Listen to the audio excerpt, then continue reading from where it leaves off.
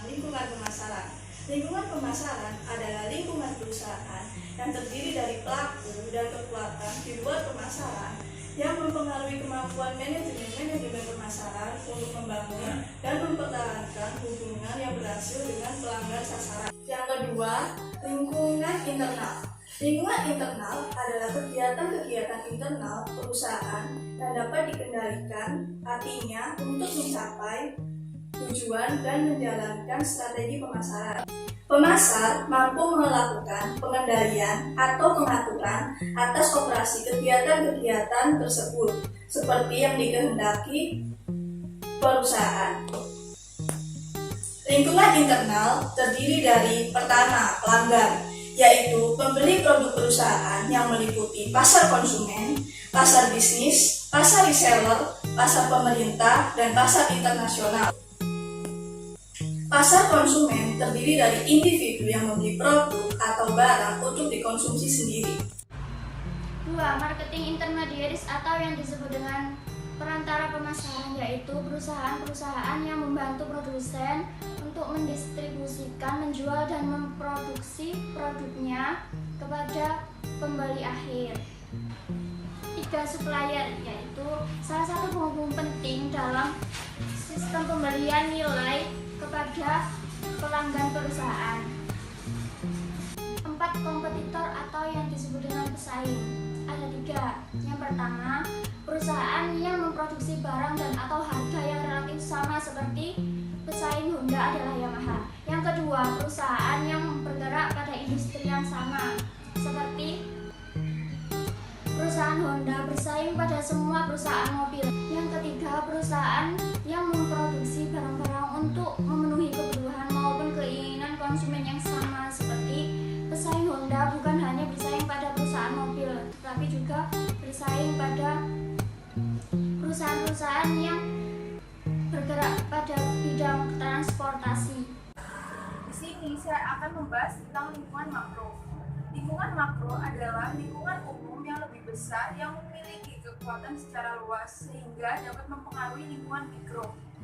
Lingkungan makro pemasaran merupakan elemen yang tidak bisa dikendalikan, sehingga perusahaan akan selalu beradaptasi dengan adanya perubahan lingkungan makro.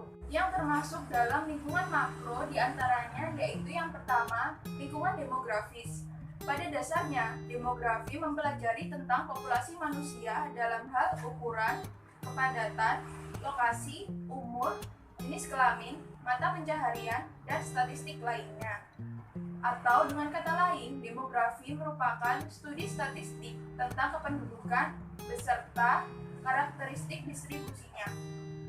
Lingkungan demografi merupakan kepentingan utama yang sangat berpengaruh terhadap aktivitas pemasaran karena lingkungan ini melibatkan orang-orang dan orang-orang membentuk pasar dengan cara memiliki uang untuk berbelanja dan kemauan untuk membeli. Oleh karena itu, pemasar harus memahami dan selalu memantau perkembangan demografi baik dari jumlahnya yang terkait dengan penyediaan produk, jenis kelamin dari penduduk yang membutuhkan produk yang berbeda, sehingga pemenuhan pasarnya juga berbeda.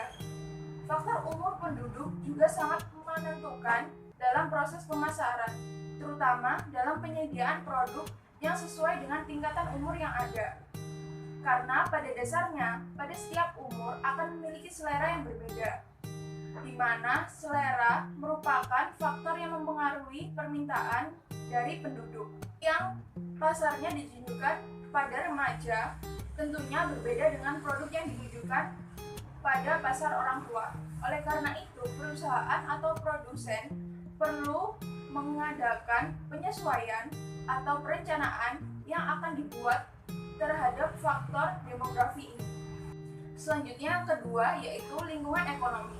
Lingkungan ekonomi terdiri dari faktor-faktor yang mempengaruhi daya beli dan pola membeli konsumen yang secara tidak langsung berpengaruh terhadap aktivitas pemasaran. Faktor-faktor ekonomi lainnya yang mempengaruhi aktivitas pemasaran berupa tingkat pendapatan, tingkat inflasi, resesi, tingkat pertumbuhan ekonomi, tahapan pembangunan ekonomi, dan sebagainya. Nilai tukar dalam negeri menurun, maka biaya untuk mendatangkan bahan baku akan jauh lebih besar. Inflasi juga akan mendorong semakin tingginya tingkat harga.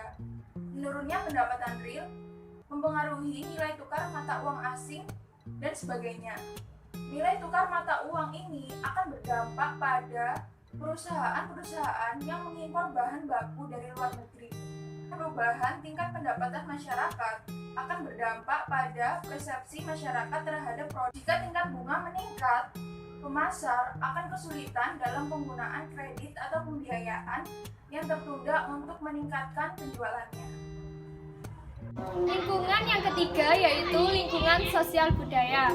Lingkungan sosial budaya dibentuk oleh lembaga-lembaga atau kekuatan lain yang dapat mempengaruhi nilai-nilai dasar, persepsi, preferensi, dan perilaku masyarakat.